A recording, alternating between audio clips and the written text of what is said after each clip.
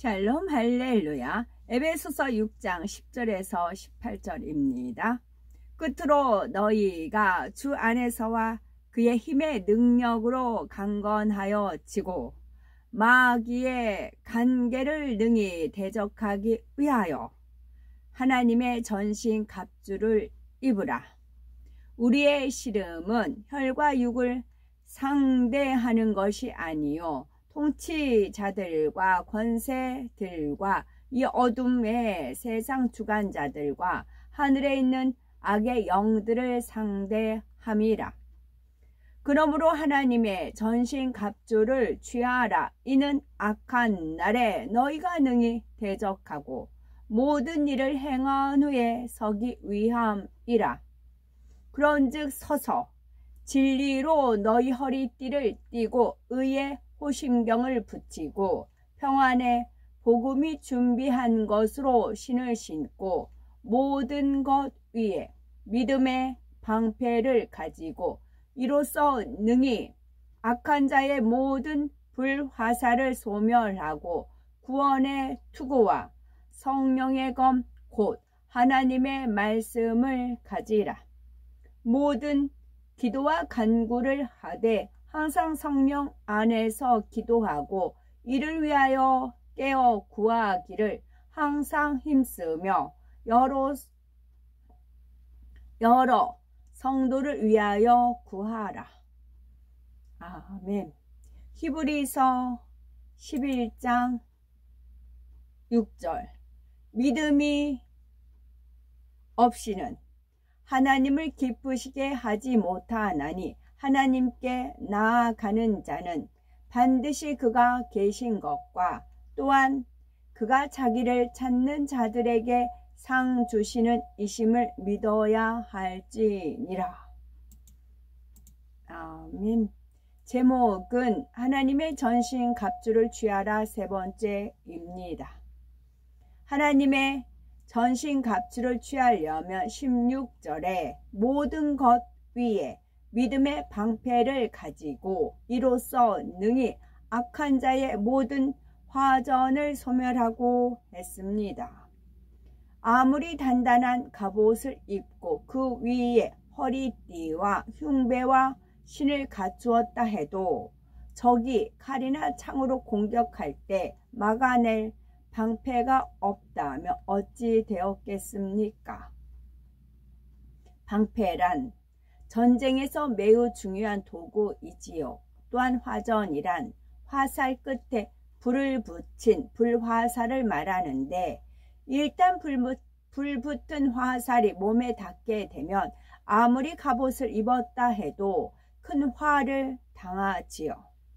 이러한 상황들을 대비하기 위해서 반드시 방패가 있어야 하는데 영적으로도 마찬가지입니다.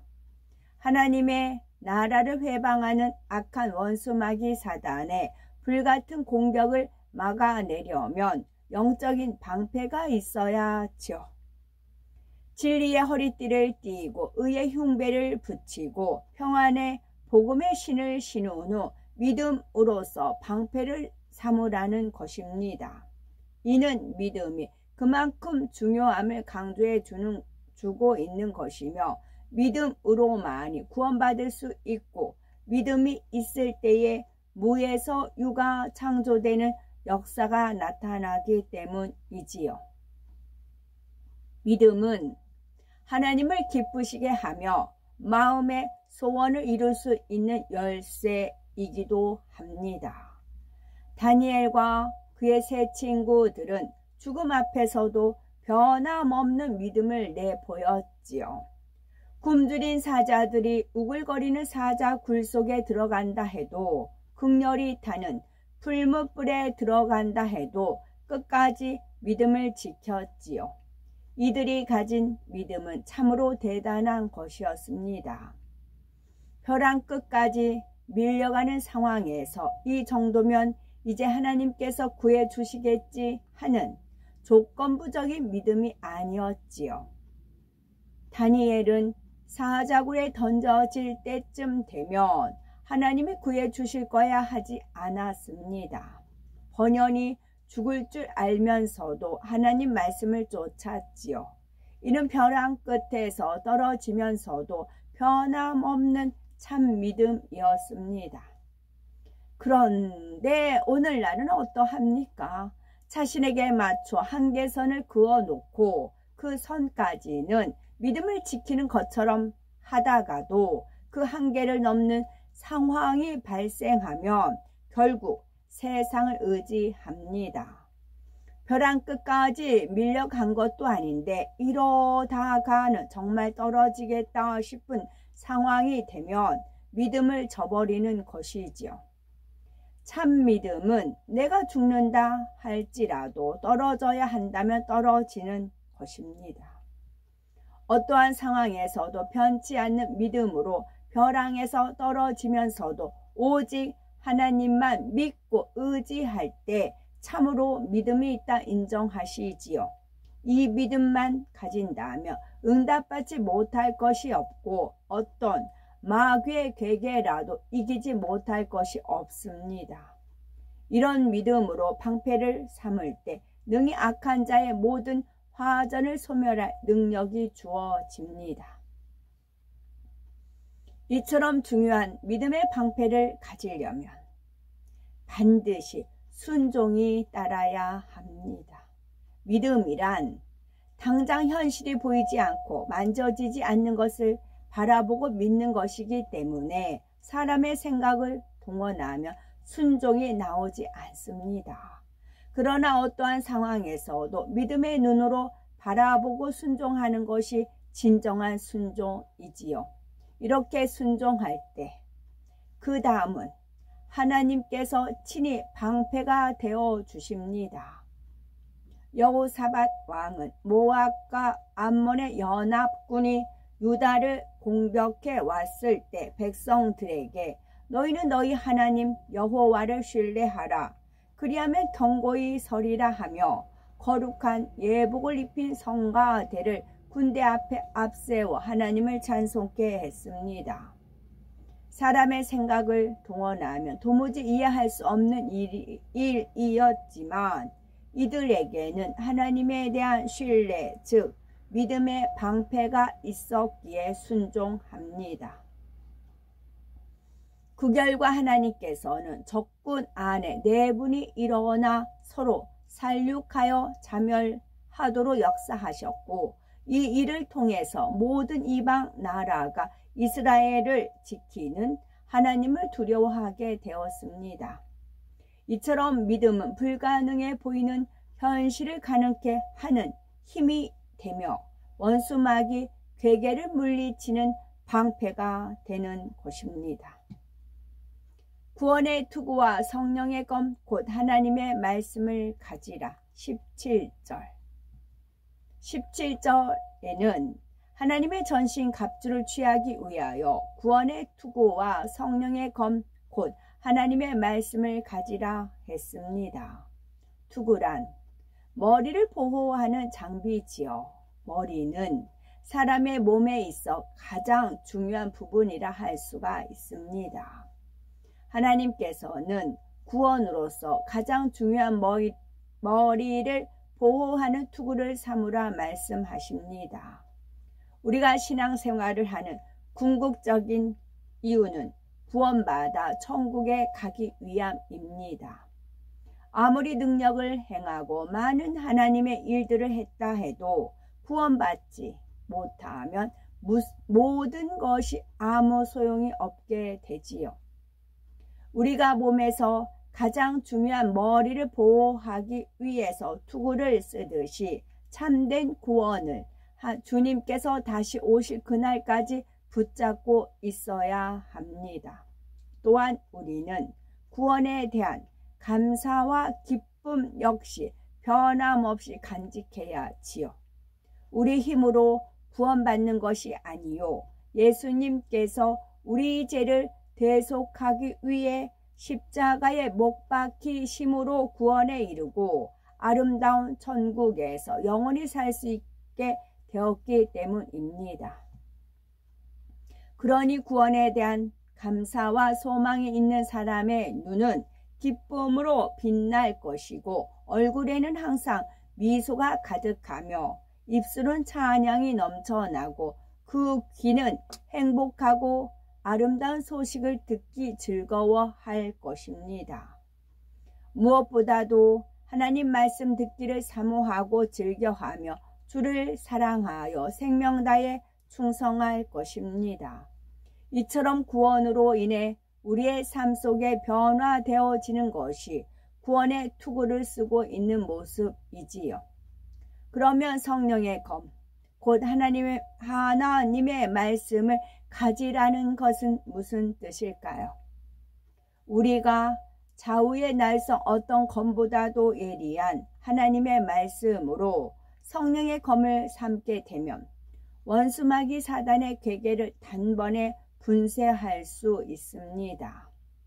예수님께서 40일 금식을 마치시고 마귀에게 세 차례 시험을 받으실 때 모두 하나님의 말씀을 검처럼 사용하셔서 마귀의 괴계를 능히 물리치셨지요. 바로 말씀의 검만이 원수 마귀 사단의 진을 깨트리고 분쇄할 수 있기 때문입니다. 우리가 믿음의 반석에 서게 되면 원수 마귀의 어떠한 괴계라도 말씀으로 분별하여 결코 흔들리거나 좌우로 치우치지 않습니다. 그러나 하나님의 말씀을 검으로 가지면 그들의 괴계를 물리치며 사단의 진을 분쇄할 수 있지요. 이러한 차원에 이르기 위해서는 하나님의 말씀이 우리 안에 온전히 양식이 되어 어떤 상황에서든 자유자재로 활용될 수 있어야 합니다. 상대의 겉모습만 보고 대화하면 내 생각이나 지식 가운데 말씀을 찾게 됩니다. 그러나 말씀이 내 안에 양식이 된 상태에서 성령의 감동함으로 역사되면 상대의 혼, 영 및 관절, 골수를 찔러 쪼개기까지 하는 권세 있는 말씀이 나오지요. 바로 이렇게 할 때 상대의 비진리의 마음을 통해 역사하는 어둠의 세력을 물리쳐 줄 수 있습니다. 이처럼 하나님의 말씀이 우리 안에 영으로 온전히 양식되어 활용된다면 악한 원수 마귀 사단을 물리치는 무기가 되는 것이죠. 18절에는 모든 기도와 간구로 하되 무시로 성령 안에서 깨어 구하라 했습니다. 18절에는 모든 기도와 간구로 하되 무시로 성령 안에서 기도하고 이를 위하여 깨어 구하기를 항상 힘쓰며 여러 성도를 위하여 구하고 했습니다. 우리가 하나님의 전신갑주에 대해 듣고 알았다 해도 이를 취하기 위해서는 성령의 도우심 안에서 항상 깨어 구하기를 힘써야 한다는 말씀이지요.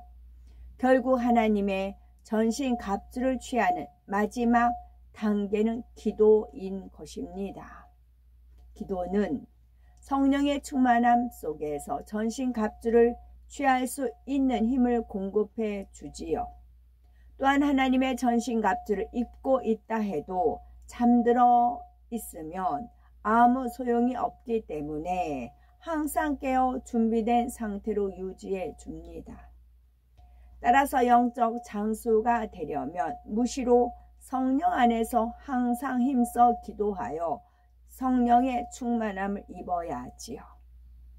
하나님의 자녀들이 진리의 허리띠와 의의 흉배, 평안의 복음에 예비한 신, 믿음의 방패와 구원의 투구, 성령의 검으로 무장하여 불같이 기도해 나갈 때 하나님 나라는 힘있게 확장될 수 있습니다. 그러므로 우리가 불같이 기도함으로 성령 충만함을 받아 항상 하나님의 전신 갑주를 입고 악한 세력들과 싸워 이기며 하나님의 나라의 기둥과 같이 쓰임받는 영적 장수가 되어야 되겠습니다. 아멘. 세 차례 시험이 주는 교훈을 살펴봅니다.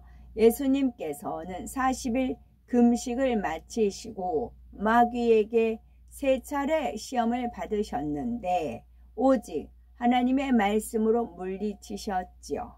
세 차례의 시험은 우리에게 다가올 수 있는 대표적인 시험의 유형이라 할 수가 있습니다. 첫째는 돌들이 떡덩이가 되게 하는 시험이지요. 이것은 탐심, 곧 탐욕에 대한 것입니다.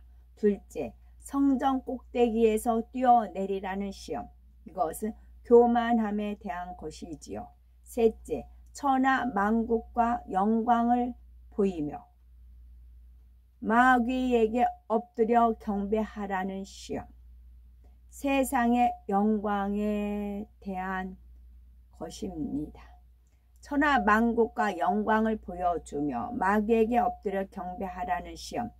천하 만국과 영광을 보여주며, 이것은 무슨 환상을 보고 하나님 계시를 받고 뭐 그렇게 그런 분들이 유튜브 상에 보면 많이 있지요. 제가 이제 흔한 예를 들면 이제 하늘샘 대표적으로 이제 그렇게 얘기를 하죠. 천하 만국과 영광을 보여주며, 천하 만국뿐만 아니라, 그러니까 주님한테는 천하 만국을 보여줬어요. 천하 만국이에요. 하늘에 속한 거, 땅에 속한 거. 2000층까지는 원수마귀 사단이 잡고 있으니까요. 그리고 영광을 보여줘요. 광명의 천사라고 하잖아요. 어저께 하늘샘 자기가 뭐 환상을 봤는데 예쁜 본인이 드레스 입고 6명의 천사가 둘러있고 그런 표현을 쓰더라고요. 그 당시는 그랬는가 모르죠. 그게 한 1년 전이었나 봐요. 근데 뭐 정광훈 띄우는 건 여전 마찬가지잖아요. 그래서 천하 만국과 영광을 보이며 마귀에게 엎드려 경배하라는 시험. 이 시험에 많이 걸려듭니다. 이것은 세상의 영광에 대한 시험입니다. 아멘.